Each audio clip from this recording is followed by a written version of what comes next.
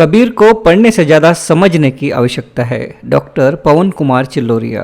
Prime hospital एवं research centre Dewas में कबीर जयंती हर्षोल्लास के साथ मनाई गई। 15वीं शताब्दी के महान समाज सुधारक संत कबीर, जिनका संपूर्ण जीवन समाज उत्थान और धर्मों में व्याप्त कुरीतियों, कर्मकांड, अंधविश्वास एवं सामाजिक बुराइयों की कड़ी निंदा एवं आलोचना में बीता, ऐसे संत के विचार आज के सामाजिक जीवन में हर व्यक्ति के लिए अत्यंत आवश्यक है।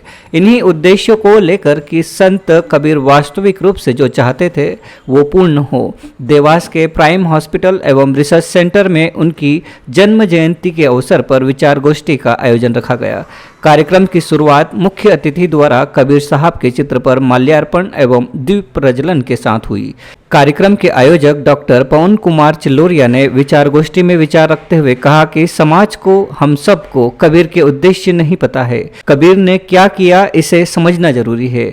कबीर को केवल भक्त समझना गलत होगा। वास्तविक रूप से कबीर साहब समाज सुधारक थे, जो बाबा साहब डॉक्टर भीमराव अंबेडकर के भी गुरु रहे। कबीर साहब जब 15वीं शताब्दी में प्रकट हुए, उस समय समाज की स्थिति बहुत दयनीय थी। समाज में भेदभाव, पाखंड, कर्मकांड, छुआछूत, ऊंच नीच, धर्म के नाम पर आडंबर को दूर करने के लिए उन्होंने तूफानी अभियान चलाया। कबीर चाहते थे कि समाज में मानव निर्मित ऊंच नीच भेदभाव समाप्त हो तथा मानवता का पौधा हर एक के मन में फले फूले। विशेष अतिथि पूर्व न्यायाधीश आरपी सोलंकी ने कहा कि कबीर साहब के बारे में जितना बोला जाए उतना कम है। उनके समाज उत्थान के कार्यों की कोई सीमा नहीं है। विशेष अतिथि प्रोफेसर BS मालवीय ने कहा कि जब कबीर के ज्ञान की बात आप करने लगोगे तो विश्व का सारा ज्ञान बोना साबित होगा। कबीर का ज्ञान अथाह है। वे जगत गुरु है, जिन्होंने अपनी हर सांस में दोहे, साखी, शब्द, उलटमासी के द्वारा ज्ञान की बात कही। पूर्व प्राचार्य CL परमार ने कहा कि हमें कबीर साहब के दोहों का चिंतन करना चाहिए और उसे आत्मसात करना चाहिए। सामाजिक कार्यकर्ता सह सरकार ने कहा कि पूजने से ज़्यादा जरूरी है भाव। आपके मन में किसी के प्रति अच्छे भाव जब तक उत्पन्न नहीं होंगे, तब तक आप अपने समाज का, अपने देश का या स्वयं का विकास करने में असमर्थ रहेंगे। FB मानेकर ने कबीर साहब के जन्म के विषय में चर्चा की। अतिथि नंदकिशोर पोरवाल ने कहा कि कबीर साहब ने एक साखी में कहा है कि पानी से पैदा नहीं, सांसें नहीं शरीर, और अन्न आहार करता नहीं, ताका नाम कबीर। इस साखी में कबीर ने स्वयं का परिचय दिया है। कार्यक्रम में SM त्रिवेदी, राम प्रसाद गलावटिया, रमेश आनंद, भारत सिंह मालवीय ने भी अपने विचार व्यक्त किए। कार्यक्रम में मुख्य रूप से आशीष चौहान, विशाल चौहान, डॉक्टर गोपाल मालवीय, सीमा अड़सुले, अंकित माहेश्वरी, ममता मालवीय, नितिन कचनारिया, मनोज पटेल, यश शुक्ला, अमित श्रीवास्तव, विपिन कुमावत, अजय मटवाना, हेमा मालवीय, निकेत, आमिर लोहार और अमित गुर्जर उपस्थित रहे। कार्यक्रम का संचालन मेहरबान सिंह ने किया। आभार प्रोफेसर BS मालवीय ने माना।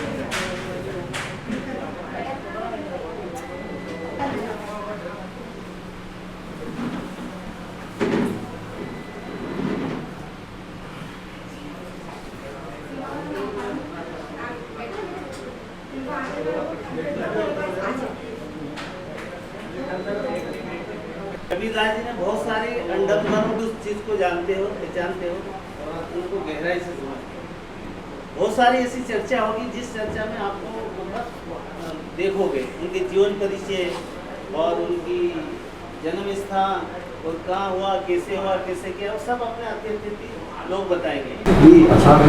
सर है और उनका बहुत सहयोग रहा है। हमने उस दिन भी ऐसी चर्चा ही करी थी कि यार आप काय पे रख रहे, तो यार कबीर जी पे रख लो।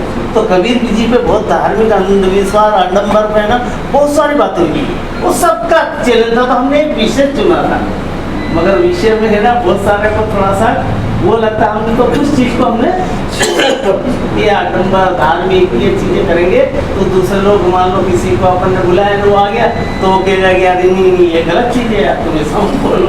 हमने वो विषय को बदल दिया। हमने केवल था कभी से संबंधित पूजा पाठ भी संबंधित था।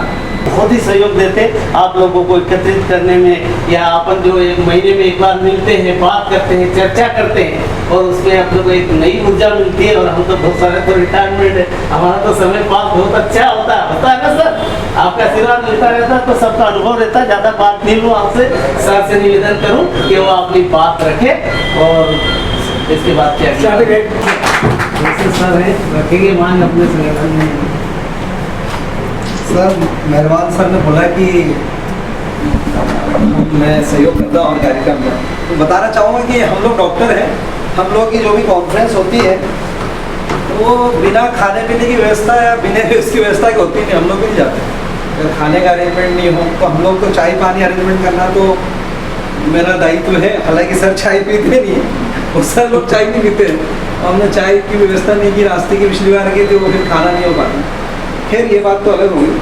आज कबीर प्रकट उत्सव दिवस है और मुझे बड़ी खुशी थी कि मैं मन में बड़ी इच्छा थी कि कबीर प्रकट उत्सव दिवस मनाऊंगा। मैं सर से मैंने चर्चा की पिछली बार में एक कार्यक्रम में परवाल सर के साथ भी मैं कबीर प्रकट उत्सव दिवस को शायद अप्रैल में मनाते हैं सर, वहाँ हम लोग मुलाकात किए थे।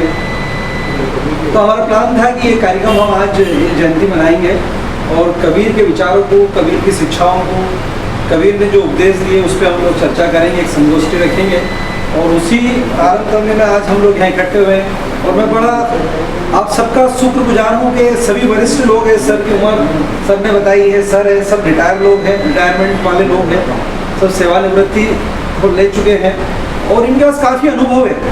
इन्होंने पढ़ाई के समय भी अनुभव लिए, कॉलेज लाइफ में भी अनुभव लिए होंगे, फिर अपने जीवन काल में भी अनुभव लिए और सर्विस करते हुए भी इनको जो अनुभव हुए और बाद में भी तो उसका लाभ हमें मिल रहा है।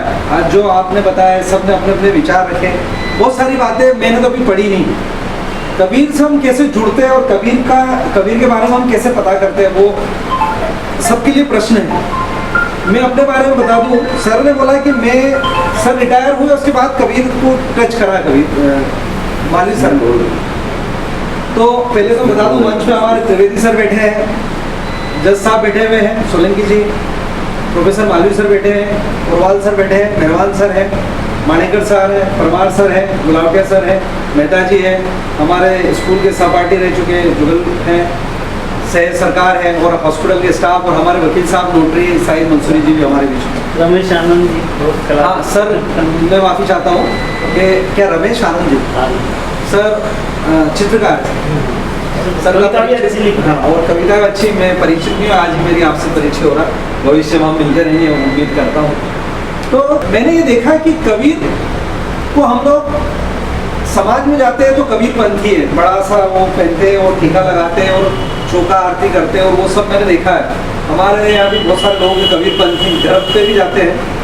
तो कबीर पंथी बस इतना ही पता था कबीर पंथी है और कबीर कुछ है। कभी गहराई में जाके हमने नहीं देखा, ना हमें किसी ने पढ़ाया और ना हमने भी कभी एक्टिवली कुछ नहीं किया कि हम कुछ कोशिश करें, मेहनत करें और कुछ कबीर के बारे में जानकारी इकट्ठी करें। हमने सोचा यार ये भक्ति वाला कार्यक्रम है, अभी कहाँ टाइम भक्ति करने का मेरे पास। तो कबीर को हम जनता जो सर बोल रहे हैं कि सर ने बोला कि हम बचपन से जानते हैं, सर ने बोला कि उनकी जयंती नहीं मना रहे हैं, उसका कारण है कबीर के उपदेश नहीं पता हमको सबको। कबीर ने क्या किया नहीं पता हमको, किसी को नहीं पता। कबीर ने खाली कविताएं लिखी, कबीर ने भक्ति की, कबीर ने ईश्वर की भक्ति की। कबीर को सिर्फ एक भक्त के रूप में ही पोर्ट्रे किया गया, मतलब चित्रित किया गया कि कबीर एक भगवान की भक्ति करने वाले व्यक्ति। कबीर को इस तरह से ही है, लेकिन जब कबीर पढ़ेंगे तो कबीर रहस्यवादी है।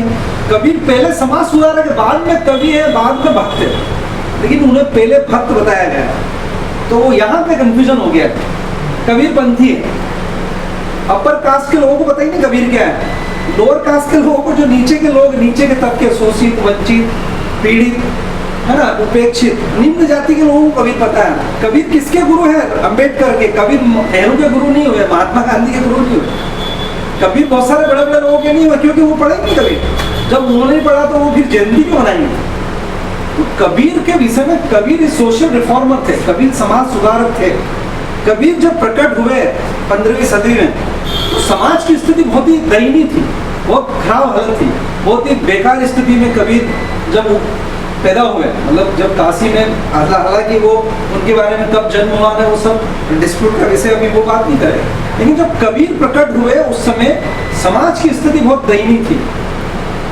समाज में भेदभाव, ऊंच नीच, जातिवाद, पाखंड, कर्मकांड, आडंबर, छुआछूत इससे ग्रसित था। धर्म के नाम पे आडंबर है, ये है, वो है, पाखंड है, ये सब इससे गिरफ्त था।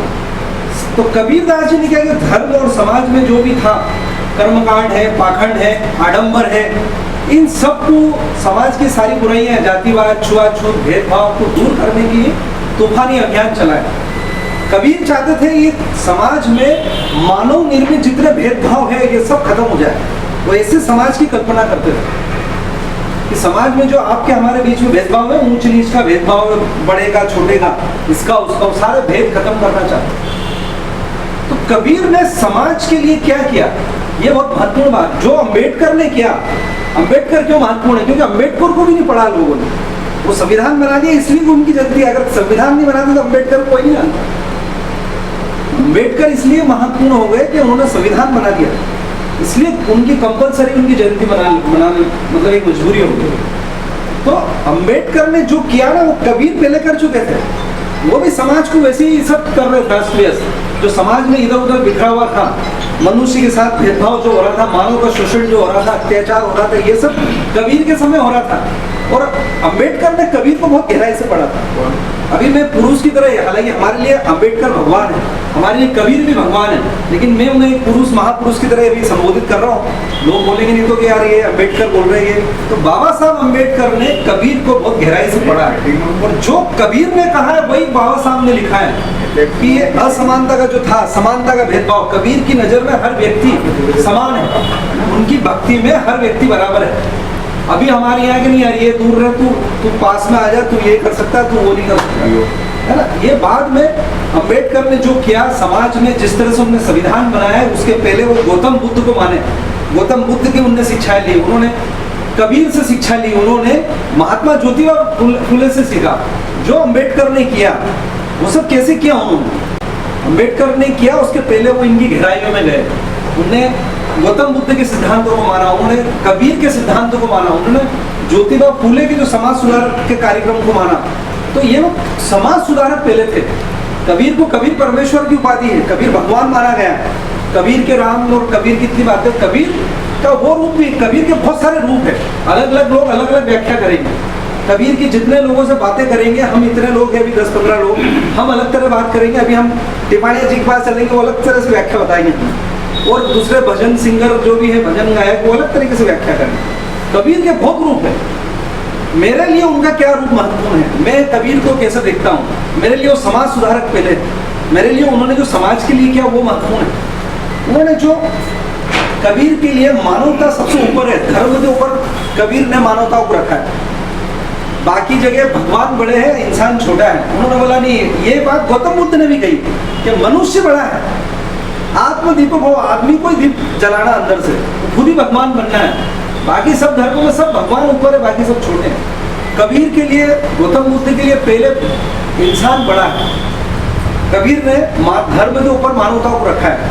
कबीर मानव अधिकार के लिए, मानवीय मूल्यों के लिए सच्चे वो थे। मतलब मानव अधिकारों को जो बोला जाता है कि ह्यूमन राइट्स चैंपियन बोल सकते हैं कि वो, उन्होंने मानवता और जो मानव अधिकार है उसके लिए लड़ाई लड़ी, और वो जीवन भर जाति और धर्म के नाम में जो भेदभाव था निम्न जाति के लोगों के साथ में, उनको उस लड़ाई को खत्म करने के लिए उन्होंने पूरी जिंदगी लगा दी कबीर ने। मेरे लिए वो इसीलिए महत्वपूर्ण है। मेरे लिए वो जो उन्होंने धर्म, जो उन्होंने दोहे में जो उदाहरण दिए हैं वो महत्वपूर्ण है, वो बातें भी हैं, लेकिन जो उन्होंने भेदभाव को मिटाने के लिए जो ये आडंबर है, धर्म के नाम पे जो ठगी हो रही, पूजा पाठ के नाम पे जो हो रही, वो सबका विरोध करते थे। जातिवाद का, ये भेदभाव का, इन सबका उन्होंने खंडन किया, और इसके पुरजोर विरोध किया उन्होंने। और कहाँ पे किया, काशी में, बनारस में।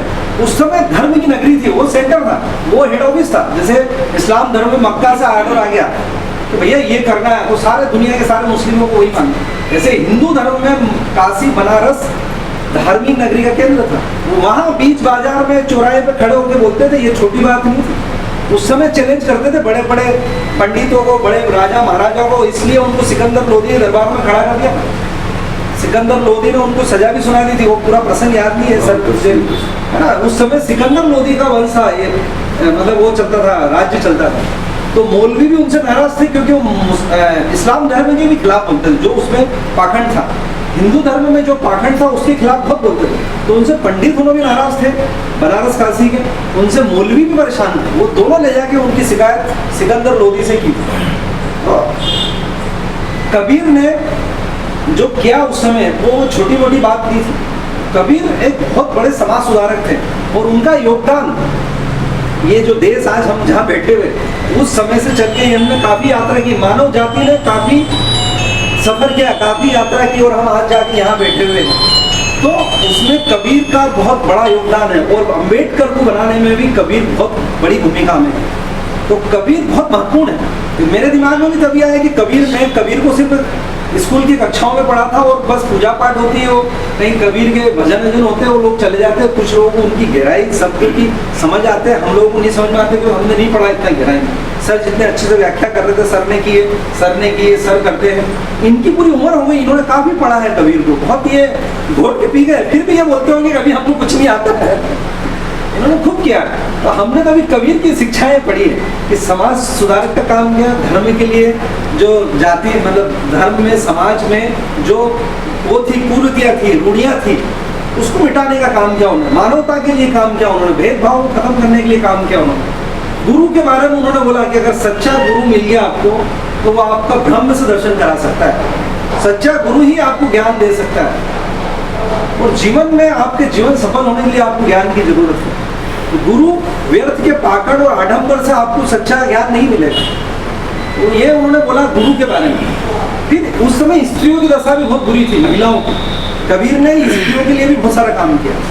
उस समय स्त्रियों की जैसे दासी प्रथा थी, दहेज प्रथा थी, फिर स्त्रियों को पुरुष के बराबर समान नहीं समझा जाता था। तो स्त्रियों को भी बराबरी का अधिकार दिलाने के लिए वो उस समय कर रहे थे बात, 625 साल पहले। हम अभी भी नहीं समझ पा रहे, हमारी चेतना आज भी जागृत नहीं, हम अभी भी बहुत सारे लोगों को मतलब नहीं। वो उस समय वो अपने समय से आगे रह के कबीर सोचते थे। तो कबीर को उतनी समझ थी, और बहुत बड़ी बात है कि कबीर अनपढ़ थे, निरक्षर थे, पढ़े लिखे नहीं थे। कबीर को अक्षर ज्ञान नहीं था, लेकिन अक्षर ज्ञान से भी ऊपर तत्व ज्ञान था उनका, और वो तत्व ज्ञान, आध्यात्मिक ज्ञान की उन्होंने बातें की। तो जो अध्यात्म की वजह से एक जो धारा है, वो अध्यात्म की तरफ जिनका झुकाव है, वो कबीर को मानते हैं, पूजा, मतलब जो भजन करते हैं, वो जो ये सब करते हैं, वो उस अध्यात्म के प्रति कबीर की जो पॉपुलरिटी, वो स्पिरिचुअलिज्म की, कि जो अध्यात्म की पॉपुलरिटी। तो कबीर एक सोशल रिफॉर्मर के रूप में भी थे, जो ये सब नोटंकी होती है। यहाँ तक कि कबीर पंथी में भी चौका आरती लगा रहे हो, तिलक लगा रहे थे, ऐसा करते वो अभी मैं, तो आप सुनोगे तो शायद किसी को आपत्ति हो, लेकिन मुझे लगता है वो सब करना, मूर्तियाँ भी रहती है। हाँ, तो वो सब करना भी कबीर ने, मूर्ति पूजा, ये सब जो विधान कर रहे, ये सब आडंबर बताया उन्होंने। ये सब नहीं, अपने अंदर ही भगवान है भाई, तो ये सब क्यों कर रहा है? आपके अंदर ही जो भी कुछ है, ईश्वर सर्वत्र विद्यमान है। एक ईश्वर की कल्पना की उन्होंने, और पूरे ब्रह्मांड में विद्वान है, वो हर जगह मौजूद है। आपको ईश्वर यहाँ वहाँ ढूंढना नहीं, मंदिर जाना, ना मस्जिद जाना, ना यहाँ ना वहाँ, कहीं नहीं मिलेगा। ईश्वर आपके अंदर ही है, आपके आत्मा परमात्मा यही है। और जो उन्होंने ज्ञान दिया, वो आत्मा परमात्मा के मिलन को भी उन्होंने स्पष्ट करा। तो ये तत्व ज्ञान, मोक्ष की प्राप्ति कैसे होगी, ये सब कबीर ने समझाया बहुत अच्छे से, है ना। कि तत्व ज्ञान क्या है, तत्व ज्ञान का मतलब क्या होता है? तत्व ज्ञान मतलब वास्तविक ज्ञान, जाना हुआ, अनुभूति की हुई, साक्षात्कार जिसको दर्शन हुआ है, वो तत्व ज्ञान है। तत्व ज्ञान मतलब एक परमाणु से लेकर ईश्वर परमेश्वर तक की जानकारी, यानी जिसको सारी चीजों का ज्ञान हो, वो तत्व ज्ञान है। तत्व ज्ञान मिलने के बाद में आपको फिर किसी चीज को जानने, परखने की, पहचानने की, पाने की कोई इच्छा नहीं रहती। आदमी संतुष्ट हो जाता है, मुझे और कुछ नहीं चाहिए, अब मुझे मिल गया जो चाहिए था, अब मुझे सब चीजें पता चल गई, अब कोई मुझे भ्रम नहीं, कोई कंफ्यूजन नहीं है। तो तत्व ज्ञान वो है। तो तत्व ज्ञान के बाद में ही मोक्ष की प्राप्ति होती है। गीता में भी भगवान कृष्ण ने बोला अर्जुन को, जब वो युद्ध के समय जो विराट दर्शन देते हैं और जो ज्ञान दे रहे हैं गीता का, वो तत्व ज्ञान ही है। और उस तत्व ज्ञान को लेने के लिए वो इतना बड़ा आदमी चाहिए, मतलब ये क्या भगवान चाहिए। पहले अर्जुन भी भगवान को एक आम आदमी मानते थे कृष्ण को। जब उन्होंने तत्व ज्ञान दिया तब उन्हें पता चला कि ये विराट स्वरूप जिनका है ये खुद भगवान है। वो कृष्ण के साथ रहे लेकिन कृष्ण को भगवान नहीं माना। जब उन्होंने उनको तत्व ज्ञान दिया तब वो पता चला। तो तत्व ज्ञान के लिए एक सदगुरु की जरूरत होती है। सर ने बोला ना कि गुरु भी अच्छा होना चाहिए, तो गुरु भी जिसको संपूर्ण ज्ञान हो, सदगुरु संपूर्ण गुरु जिसको तत्व ज्ञान हो, वही आपको सही ज्ञान दे सकता है। तो आप ऐसे कथा बाँचने वाले हैं किसी भी गुरु ना बनाए। तो अध्यात्म का ज्ञान दिया उन्होंने, फिर उन्होंने व्यावहारिक ज्ञान दिया।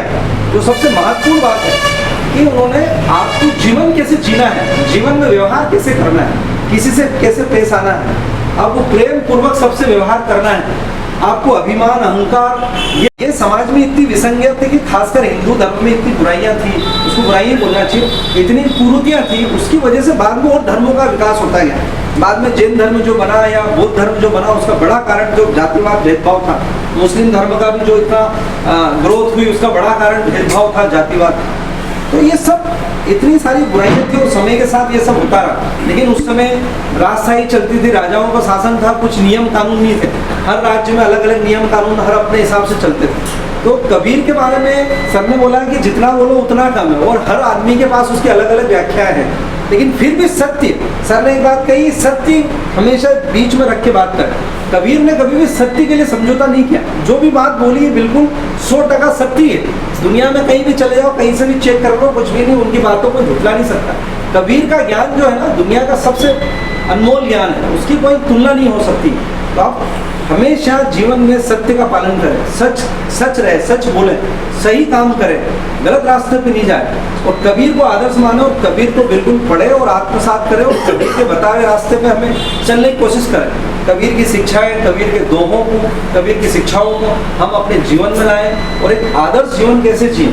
हर व्यक्ति किसी भी जाति का हो, किसी भी धर्म का हो, वो अपना आदर्श जीवन जी सकता है। कबीर ने हमें वो जीवन जीने का तरीका बताया। ऐसी बातें गौतम बुद्ध ने भी करी कि आप किसी वो धर्म नहीं, बुद्ध भी धर्म हमने बोल दिया, वो धर्म नहीं है, वो एक जीवन जीने की कला है। बौद्ध धर्म में ये सब बातें कि वो आपको वे आप नहीं बताते कि ये नहीं करना, अहिंसा नहीं करना, झूठ नहीं बोलना, गलत संगति नहीं करना, अच्छा काम करो, ये करो, वो करो। ये गौतम बुद्ध भी बोले, कबीर भी यही बात बोल रहे थे।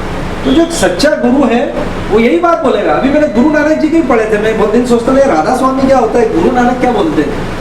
तो एक पर्चा आ गया था मेरे पास में, तो बातें तो सभी अच्छी थी, 2-3 बात उसमें से मुझे लगी, किसी भी जाति के विषय में गलत मत बोलो, धर्म के बारे में गलत मत बोलो, देश के बारे में। मैं बहुत सारी जगह देखता हूँ, बहुत सारी मीटिंग होती है तो किसी जाति का विरोध करते हैं, कोई किसी का विरोध करते, तो बहुत अच्छी बात बोली मुझे, वो एक लाइन बहुत अच्छा लगा कि आप किसी जाति का विरोध मत करो, किसी धर्म का विरोध मत करो, और अपने देश के खिलाफ भी मत जाओ। आप जो भी कर रहे हो अपने नियम में, अपने दायरे में रहकर करो, ये आपको ध्यान देना। नहीं तो आज लोग, बहुत सारे लोग उत्साह में होकर किसी भी जाति को गलत बोलने लगते हैं, किसी धर्म का मजाक उड़ाते हैं, जो कि गलत है। तो गुरु नानक हो, बात गुरु नानक जी की चल रही है, तो गुरु नानक ने भी कबीर से बहुत सारा जो लिखा हुआ है वो उनके गुरु ग्रंथ साहब में शामिल किया है। और वो भी बहुत बड़े मानने वाले थे। अहमदाबाद वाले दादू जी, या और भी मैंने पढ़ा कि बिहार वाले कौन थे, गुरु जी, बहुत सारे लोग कबीर से प्रभावित हो, और बड़ी बड़ी हस्तियाँ। और कबीर को आप जब पढ़ने लगोगे, कबीर तो उनकी बातें इतनी वो लगेगी, तो कबीर खाली एक भजन तक सीमित ना करें। हम लोग जो हिंदुस्तान में हैं वो लोग कबीर को इतना इसलिए नहीं मान पाते कि वो सिर्फ भजन तक सीमित है। कबीर की अगर हम व्याख्या करें, कबीर को हम पढ़ें, तो ज़्यादा हमारे अंदर आएगी बातें उनकी। और कबीर के दोहों को बहुत डिटेल में जाएं, उनके भावार्थ पढ़ें, उनके शब्दों का अर्थ पढ़ें। और मेरा यही आपको सुझाव है कि कबीर को पढ़ें और उनके दोहों का मतलब समझें और हमारे जीवन में उन्हें उतारने की कोशिश करें। कबीर साहब जी के बारे में जितनी बात कही जाए उतनी कम है, क्योंकि वह एक ऐसे संत हुए हैं, ऐसे महापुरुष हुए हैं, आज तक ना कोई हुआ है ना कोई होगा। उन्होंने अपने जीवन में अपना पूरा शरीर निचोड़ करके रख दिया। एक एक को हमारे शरीर में नाखून से लेकर के शिखर तक, शिखर मतलब चोटी, चोटी तक की बात उन्होंने की है।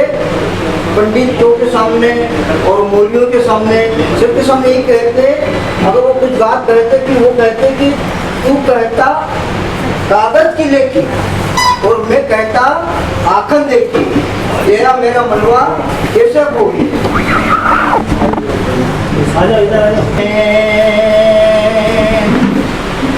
और बप्पा बीज शरीर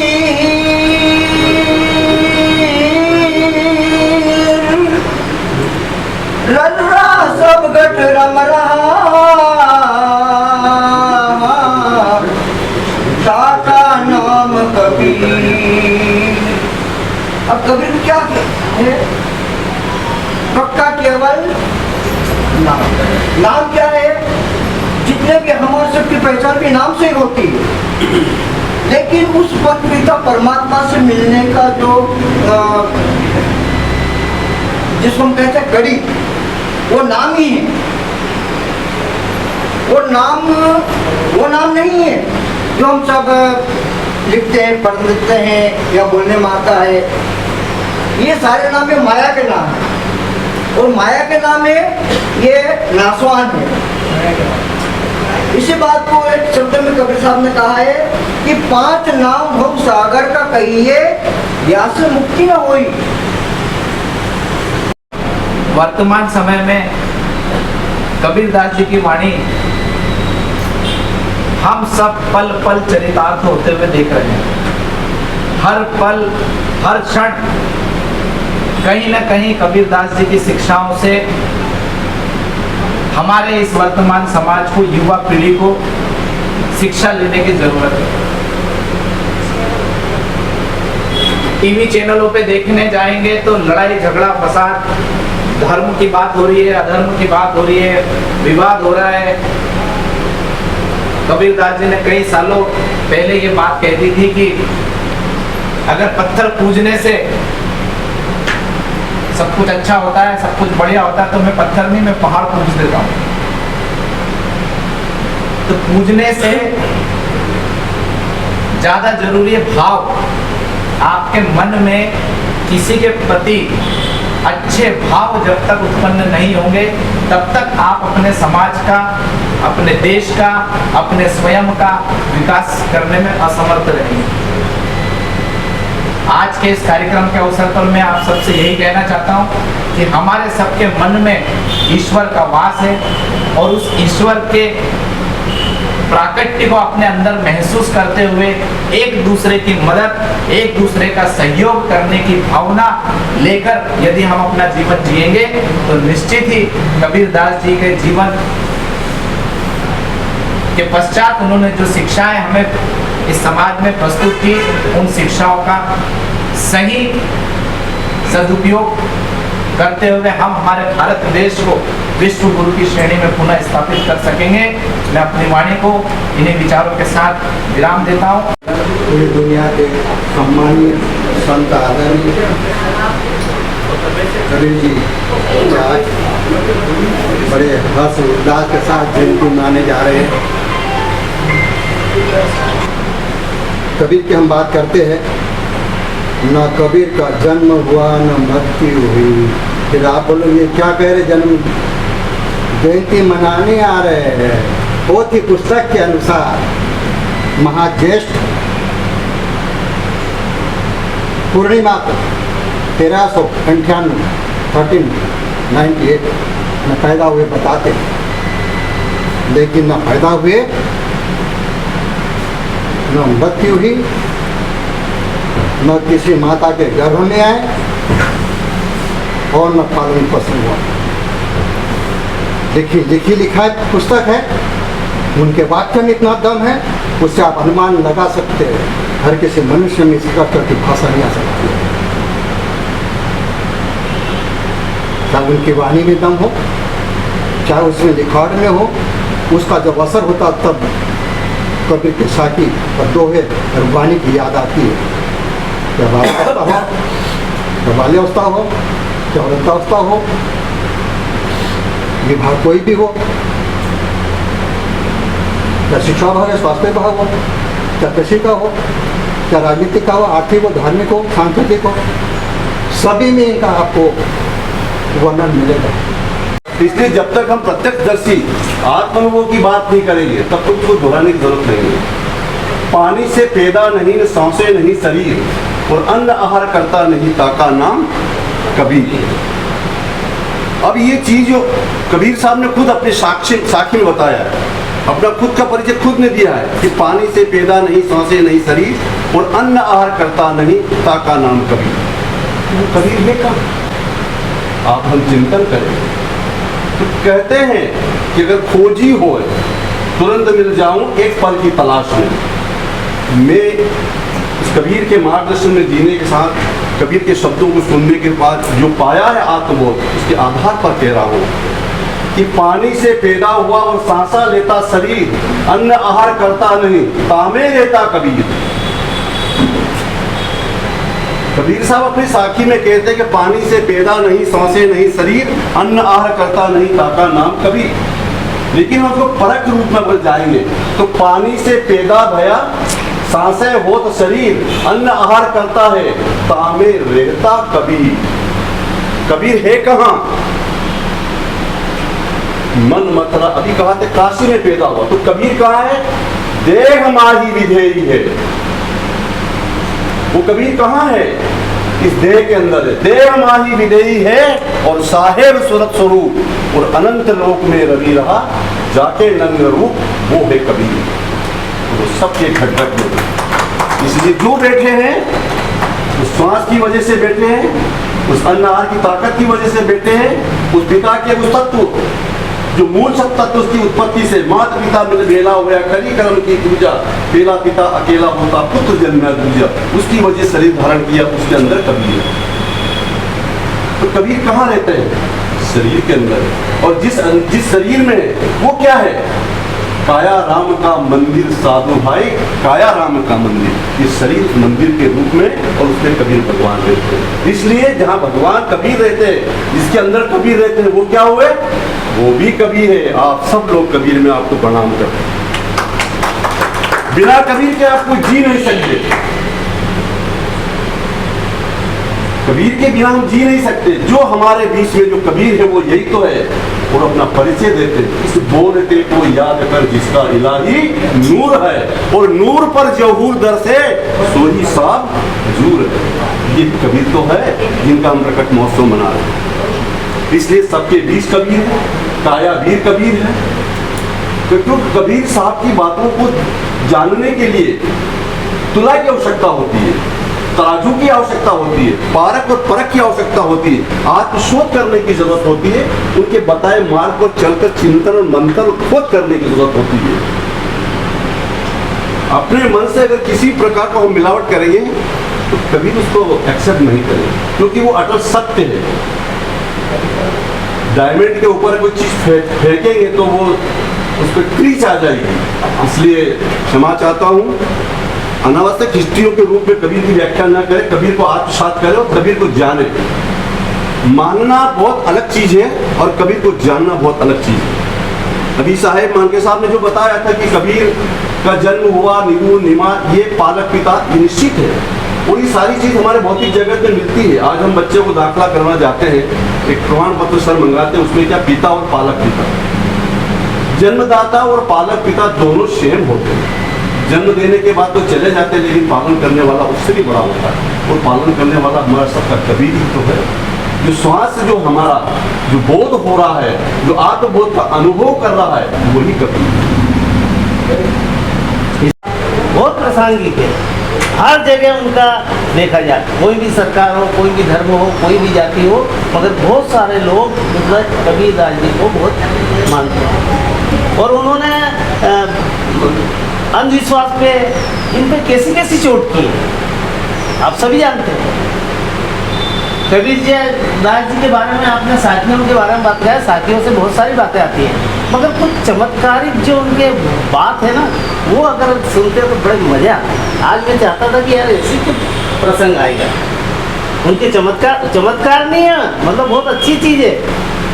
अब कल ही एक हमारे सर साझा करेंगे, मैं तो नहीं वो सर्वानंद जी थे, और वो पत्रा जो शास्त्र करते हैं ना वादिवाद जैसा जैसा, उसमें तो उन्हें क्या, तो उनकी माँ ने कहा कि नहीं, तुमने एक साधु संत को नहीं, उसके पास जाओ, उसके पास जीत के आओ। तो वो मतलब गए, तो कहाँ रहते हो? कभी कबीर में वहाँ उनकी काशी में भेंट होती है। भेंट होने के बाद कमली, कौन कमली है ना समाधि।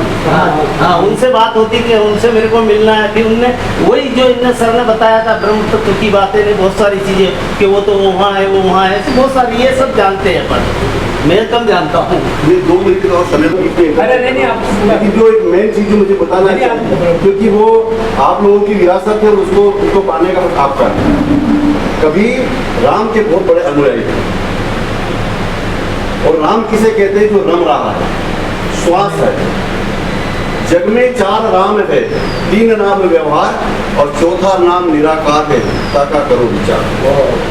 एक राम दशरथ का बेटा, दूसरा राम जो घट में बैठा, और तीसरा राम जो सकल पसारा, और निरालंब की सबसे याद। ये 4 राम की व्याख्या कबीर ने की है, और कबीर निरामल राम के अनुयायी थे। गुरु के मामले में बहुत सारी भ्रांति है, तो कबीर साहब खुद अपनी साखी है। द्रविड़ भक्ति उपजी न लाए रामानंद, 7 दीप नौखंड में प्रकट करी कबीर। तो गुरु अपने आप में होता है। गु अंधियारा जानिए, गु कहिए प्रकाश, मिटे अज्ञान तुम ज्ञान से तारना। तो ये चीजें सब कबीर ने अपने आप बताई, और कबीर के पथ पर चलिए। कबीर जो कह रहे हैं वही करिए, अपने गुरु से बुलाइए। क्षमा चाहूंगा बीच में बहुत ऐसा ना कहिए, ऐसा से हमने पढ़ा लिखा हो ही नहीं, तो कैसे क्या करूँगा? तो कह नहीं, तुम मेरे को प्रमाण पत्र दे दो, आजकल सर्टिफिकेट चलता है। तो उन्होंने कहा तू यार मेरे को पढ़ा लिखा तू ही लिख ले। तो उन्होंने कहा कि मतलब सर्वानंद जीते और कबीर। फिर उनकी माता के पास गए कि मैं देखो माँ मैं जीत के आ गया, प्रमाण आपको बता रहा हूँ। फिर वो प्रमाण उनको बताया उन्होंने, तो वहाँ जो पढ़ा तो वो उल्टी सीट के तू ही पढ़ के दे। तो उसने पढ़ा देखा तो सर्वानंद जी हारे और कबीरदास जी जीते।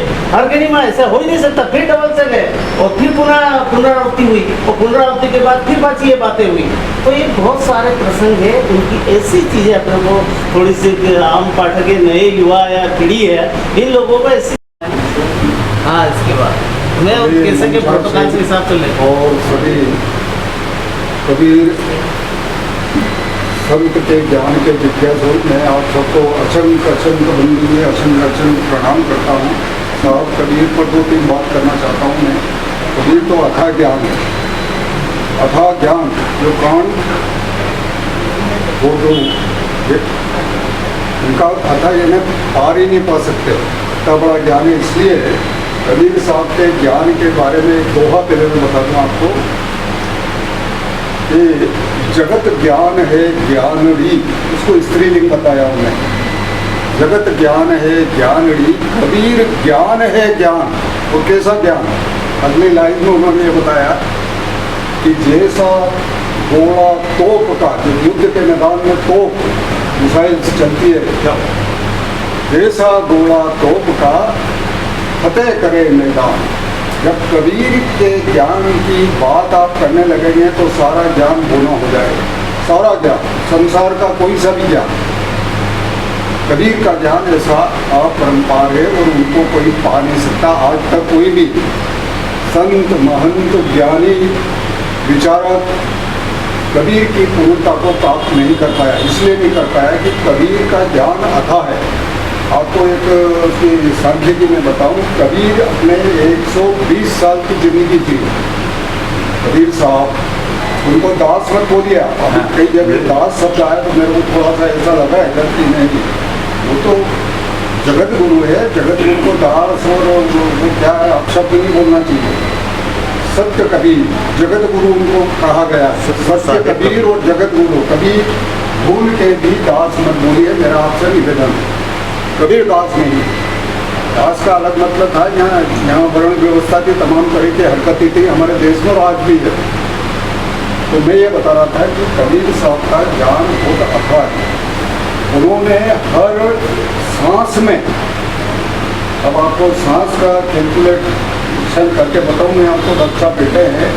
एक स्वस्थ व्यक्ति 1 मिनट में 30 सांस लेता है, रक्षा छोड़ता है और लेता है। 1 मिनट हम 60 सेकेंड में कितने हो जाते हैं मल्टीप्लाई करके देख लो। आप कोई होशियार बच्चा हो तो मोबाइल पे आपको ये सांसों की एक बैंक बैलेंस उस सतपुरुष ने, यदि आप कबीर साहब को मानते हैं तो वही सतपुरुष है और वही दाता है सांस का। यह सांस का खेल है सारा। ये सांस निकला और ले गए उधर गाड़ने और शमशान में। सांस का खेल है, सांस इनमें चल रहा है, बॉडी में चल रहा है, तो आप कहते हैं कि ये फलाने सांस गया तो चलो घर में भी नहीं रह देते। तो ये सारा सांस का खेल और ये सांस का बैंक बैलेंस उस सत्पुरुष ने जिसे आप मानते हैं, आप धीरे धीरे धीरे ज्ञान को बढ़ाएंगे तो आप वहाँ तक पहुँचेंगे। और वो सबका बाप है, सबका बाप है, सत्य कबीर साहब सबका बाप है, वो बीज रूप में है। आप हम सब यहाँ बैठे हैं, आप मुझे आपकी 10 पीढ़ी के नाम बता दें। ये राज क्वेश्चन आपसे पूछ रहा हूँ, आपको आपके 10 पीढ़ी के नाम भी अभी नहीं मालूम होंगे, 2, 3, 4 के बता देंगे हमारे जज साहब जैसे। और 10 पीढ़ी के नाम की बात कर रहा हूँ मैं कि फलाने का फलाना, फलाने का फलाना, 10वीं पीढ़ी तक नहीं पहुँच पाए। ठीक है, तो अंतिम पिता कौन है? मैं कुछ उल्टी सीधी बात कर रहा हूँ, लेकिन ये चैप्टर वही है। और कबीर साहब के बारे में जो भ्रांतियाँ लोगों के मन में है, उन्हें भी प्रकटोत्सव में आपको साफ करना है। मैं 2-3 मुद्दों पे बात करना चाहूँगा, ज़्यादा नहीं। यूँ हम बात करें तो हम 4 घंटे लगातार कबीर साहब पे बोल सकते हैं, लेकिन नहीं, ये समय नहीं है, अवसर नहीं है, आप लोग उसमें परेशान हो जाएंगे। तो मैं ये बता रहा था कि कबीर का ज्ञान अगर अमर है, और उन्होंने अपने 120 साल की आयु में भी 120 साल किए और 8-9 साल की उम्र में अपने दोहे बोलना और लोगों को समझाना उन्होंने चालू कर दिया। तो मान के चलिए कि 110-12 साल तक उन्होंने हर सांस में दोहे, साखी, शब्द, उलट बांसी, उनके ये वो है बोलने के तरीके, बात करने के और अपने विचार अभिव्यक्त करने के ये 3-4 माध्यम थे। तो 120 साल में से 8-9 साल माइनस करके देखे आप, तो करीबन 10-12 साल तक उन्होंने 110-12 साल के हर सांस में कबीर साहब ने ज्ञान का दोहा, ज्ञान की बात बताई थी। मैं ठीक चल रहा हूँ? ओके। तो ये कबीर साहब ने अपने 112 साल के सार्वजनिक जीवन, जिसे अपन कहते हैं अपनी सार्वजनिक जीवन, सर्विस क्लास, सामाजिक क्लास, ये क्लास, वो क्लास, ये सब, तो उनका जो था ये ज्ञान चर्चा का एक 112 साल का पीरियड। उस 112 साल में आप कैलकुलेट करके देख लिए तो करीबन वो अरबों खरबों में वो सांस आएंगे, और हर सांस में उन्होंने एक सत्य बात करी है, और हर सांस में एक दोहा, साखी, शब्द, उलटवासी उन्होंने कही है। तो उनका ज्ञान अपार है। मेरे को पढ़ने में आया, जिस पर मुझे विश्वास नहीं हुआ, लेकिन आपसे शेयर करना चाहता हूँ। विद्वान लोग बैठे हैं हमारे, 32 अरब 32 अरब दोहे हैं कबीर साहब के इस पृथ्वी पर, और ये यहाँ हिंदुस्तान में नहीं, दूसरे मुल्कों में भी उनकी बात को माना जाता है। तो इसलिए उन्हें जगत गुरु कहा जाता है। 32 अरब दोहे अगर आप लिखना चाहें तो यहाँ से छत तक बड़ी 6 फीट की उस पर भी नहीं लिख सकते। तो ये कब लिखा गया, कब कहा गया, ये एक अचंबा है। और ज्ञान, इतना बड़ा ज्ञान और सत्य ज्ञान, you can't divide, you can't challenge. Kabir के ज्ञान को आप चैलेंज नहीं कर सकते। मैं as a professor political science मेरे परम मित्र बैठे हैं त्रिवेदी जी, हमने बहुत किताबें पढ़ी तो ऑथर्स की, सैकड़ों हजारों किताबें पढ़ी, लेकिन हम हर ऑथर की समीक्षा करते थे, हर ऑथर की आलोचना करते थे, और वो आलोचनाएं सही थी। लेकिन कबीर साहब को जब हमने देखा, थोड़ा सा समझा, पढ़ा, मौका मिला आफ्टर माई रिटायरमेंट। उसके पहले तो हम बहुत बेकार लोग थे, यानी बहुत ही उल्टे सीधे। जब हमने ये देखा रिटायरमेंट के बाद, तो हमने देखा कि यार सच्चा ज्ञान संसार में कहाँ है। तो मैंने आचार्य श्री राम जी, जो पंडित श्री राम जी हैं अपने गायत्री पीठ के, उनका बहुत नॉलेज वाले व्यक्ति, और आधुनिक युग के वो भी कबीर जैसे ही हैं। श्री राम जी, श्री राम शर्मा जी, अखंड ज्योति गायत्री पीठ, वो भी एक गुरु सत्ता है। मैंने उनका साहित्य पढ़ा, बड़ी बड़ी किताबों, सैकड़ों किताबों, वो क्या लिखते हैं, बिल्कुल आग लगा देते हैं, इस तरह का नॉलेज। यही चीज़ जब मैंने कबीर साहब ने पढ़ी, तो उनमें भी मुझे ये लगा कि भाई ये तो बहुत अनोखा और अनमोल खजाना है मानव जाति के लिए। सदस्यों को उपस्थित सभी आज डॉक्टर चिल्लोरिया साहब आते थे आदरणीय कबीर साहब के बारे में तो जितना अध्ययन करे उतना कम है, जितना बोले उतना कम है। हमारे प्रोफेसर साहब ने गोपाल साहब ने बहुत कुछ बता दिया है। कबीर दास नहीं बोलना चाहिए। तो इस संबंध में जो है अंदर से 80-90 के दशक में जो अपने यहाँ चलता था धर्मयुग पत्रिका चलती थी, उसके संपादक थे सर भारती सर,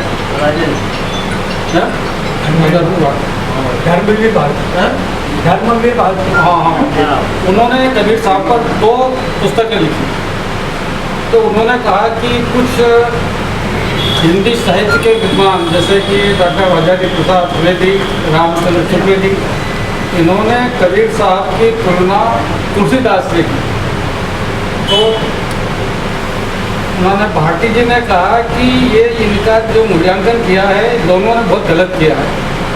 कबीर साहब की तुलना जो है तुलसी से नहीं राम से करना चाहिए। तो वो तो जो प्रोफेसर साहब ने कहा उसका उत्तर दिया। दूसरा ये है कि कबीर साहब ने अपना नाम खुद ही बताया। उनका नाम ना तो बाजी ने रखा ना पंडित ने रखा। जब उनके माता पिता जब 5 साल के हो गए थे, उनके माता पिता जब वो दोनों संप्रदाय को मानते थे, तो काजी के पास गया तो काजी ने अपना जो भी पोथी वो निकाली। तो कबीर साहब ने कहा कि काजी तू पोथी क्या निकालता है, मेरा नाम तो कबीर है। फिर उसके बाद में वो पंडित के पास गए, पंडित ने अपनी पंचांग का उसको भी बता दिया और पंचांग में भी उन्होंने मतलब कबीर नाम ही निकला। और कबीर का मतलब ही परमात्मा परमेश्वर है। और एक बात मैं भूल गया, याद कर रहा था। कबीर इस्लाम का एक पवित्र ग्रंथ है कुरान। मैंने कुरान की पहली लाइन पढ़ी और कुरान बंद करके रख दी। पहली लाइन सिर्फ एक। बच्चिए मनाने की कोशिश कीजिए, थोपने से पत्नी भी अपनी नहीं होती। उसको भी हम छोड़ के घर पे आ जाते हैं कि बेटा तेरे से नहीं बनेगी, तो तारा घर दे, तारा भी पांगने भेज जाएगा, नाते भेजी जाएगा। तो हमको जो है नाते पहुँचाने की बात नहीं करना पड़े, तो हमें ये बताना नहीं है, हमें मनवाना। और मनवाने के लिए क्या होगा, जनवाना जरूरी जी। जय जानू दी जय जनावई और जाने तुम्ही वे जावई। रामायण में लिखा है कि जिसको तुम कहते हो कि जान ले, राम जिसको कहेगा, चाहे राम तुलसी का हो, चाहे राम कबीर का हो, चाहे राम मेरा हो, चाहे राम तुम्हारे विश्वास का हो, चाहे राम आपका हो, सबके राम एक है। राम अलग है, निरम में तेती राम, हम सब में वही ईश्वर तत्व है। इसलिए राम किसी अलग अलग किसी का नहीं। अब वह परिभाषा है कि मैंने आज तो हिंदू हूँ, मैं मेरे बेटे का नाम तो मैं तो लगता है मेरे पिताजी ने किया, मैं मुसलमान हूँ तो उसको मैं घर से सही जोड़ दूंगा, बदला क्या क्योंकि सर पढ़े लिखे की बात करें तो हमने तो बेचारे शेक्सपियर ने 1705 शेक्सपियर ने बहुत पहले किया 1705 में there is nothing other good और बैड ओनली अबाउट थिंकिंग में। इस दुनिया में अच्छा बुरा कोई भी नहीं है, जो मान ले वो अच्छा, जो नहीं मान ले वो बुरा। मैं हिंदू हूँ तो मेरा भतीजा मेरी बेटी से शादी नहीं कर सकता, मैं इस्लाम स्वीकार कर लूंगा, मेरा भतीजा मेरी बेटी से शादी कर लेगा, मैं धूमधाम से बुलाऊंगा। कहाँ नर्क को कहाँ स्वर्ग, कहाँ नर्क का स्वर्ग, विचार। तो हम अपने विचारों को जानें। और दूसरी बात, हम चाहते हैं कि दूसरे तक ये बहुत विचार पूछे, तो मेरे दोस्तों बल नहीं, जिज्ञासु बनाइए उन्हें अपनी ओर लाइए, मीठे बोलों से उनके हिसाब से चल करके, तो वो आप तक, क्योंकि तभी बुला सकेगा। आप सबने मुझे समय दिया, धन्यवाद सर, आपने बहुत अच्छे कवि भी है और अच्छे भजन गायक भी है, उनके गाने उन भी होते हैं और बहुत सारी चीज़ें वो करेगा। तो उनको कहूँ कि वो कुछ साखियाँ कुछ अच्छी राग में या कुछ थोड़ी सी अपनी बात रख दे संक्षिप्त में। सर आप अपने हो तो इसलिए मैं आपसे कह सकता हूँ, बड़े लोग से मैं नहीं कह सकता हूँ, आप आइए। धन्यवाद सर, आपने मुझे इतने वरिष्ठ लोगों के बीच में यहाँ बोलने के लिए मौका दिया, मैं आपका सबसे पहले चरण वंदन करता हूँ। क्योंकि अब सबसे पहले मैं मंचासीन सभी आदरणीय महानुभावों को, मैं ज़्यादा कुछ नहीं जानता, क्योंकि जितना ये लोग जानते हैं, 2-3 बार मैं संपर्क में आया भी हूँ। सर बोल रहे 80 साल के हैं, तो उनकी जो 80 साल की मेरे 8 दिन की भी अनुभव नहीं है कबीरदास जी का, लेकिन जितना मैंने जाना है वो सर ने बोला है कि वाकई में उन्होंने जो कहा है वो दुनिया की सच्चाई है। और केवल अगर आदमी के पास समय नहीं हो और केवल उनको ही पढ़ ले, उनके ही साहित्य पढ़ ले, तो भी उसका जीवन सार्थक हो सकता है। तो मैं जो कम जानते हैं उनके लिए थोड़ा सा बताऊं, क्योंकि मैं आया लेट, उसके लिए तो एक क्षमा प्रार्थना हूँ, क्योंकि 5 कार्यक्रम पहले अटेंड करके आया था और एक इसके बाद तो मैं ये कहना चाहूँगा उनके लिए जो अभी कबीरदास जी को नए तरीके लिखे हैं, उन्होंने लिखे नहीं बोले हैं, जो कि उनके अनुयायियों ने लिखे हैं, कुछ और छूट भी गए होंगे, तो वो मतलब पल पल, इसका मतलब ये कि वो बात ही दोहे में करते थे। तो मैंने थोड़ा सा ये समझाने के लिए थोड़ा सा एक अभी यहाँ आके लिखा गया मुझसे कि पहले कुछ 10 साल पहले हम देखते थे कि कहीं भी जाते, कहीं दूसरे का रूम यहाँ है, किसी से पूछने की ज़रूरत नहीं है, यहाँ है ICU, वहाँ है, कोई भी आएगा एक्सरे करवाना तो वहाँ चला जाएगा, किसी से पूछने की ज़रूरत नहीं। तो ऐसा अनुभव करके जो कबीरदास जी लिखते थे, तो वो थोड़ा सा एक मैंने इन्हीं दोनों बातों में 1-2 लाइन लिखी कि किसे कहाँ कहीं जाना है, किसे कहाँ कहीं जाना है, पूछी पूछी पछताए, पूछी पूछी पछताए, और सब अखियन के सामने देख देख ही पहुंच जाए, सब अखियन के सामने देख देख ही पहुंच जाए। तो अभी 2 लाइन ये लिखा गई थी, तो ये मैं आपके सामने प्रस्तुत की। अब उनकी बाकी सब तो नॉलेज तो आपके पास है, आप किताबें हैं कबीरदास जी की, मैं कुछ नहीं जानता हूँ, बस उनके जो दोहे हैं, जो प्रसिद्ध दोहे हैं, जो कि आप सब भी जानते हैं। आदेश हुआ है तो उनको लयबद्ध तरीके से मैं 4-5 दोहे आपके सामने प्रस्तुत करना चाहूँगा।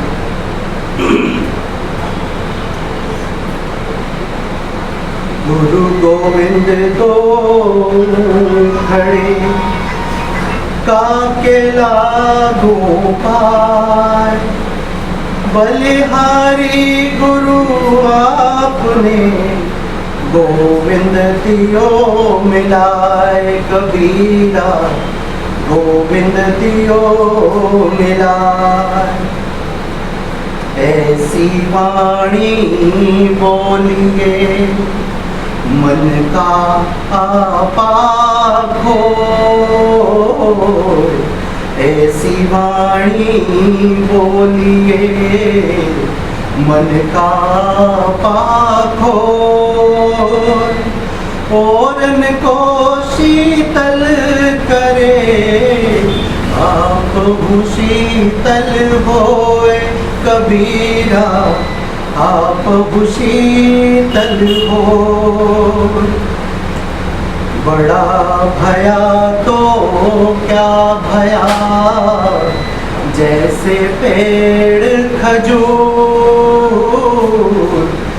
बड़ा भया तो क्या भया, जैसे पेड़ खजूर, पंछी को छाया नहीं, फल लागे अति दूर, कबीरा फल लागे अति दूर।